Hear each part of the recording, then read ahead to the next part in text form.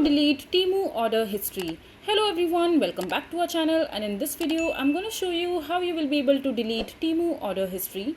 So in order to delete the Temu's order history, just simply open your Temu account and just log into your account using your credentials, and after that just simply click on the profile section from the top right corner of the screen, and from there just simply go to the your orders section. Simply tap on it, and under the your order section you will be able to see all the orders that you have made in the past.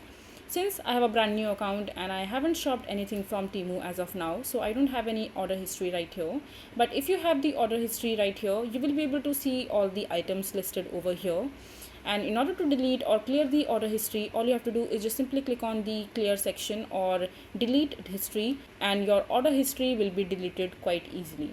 So this is basically how you will be able to delete order history on Temu. I hope you find this video to be helpful.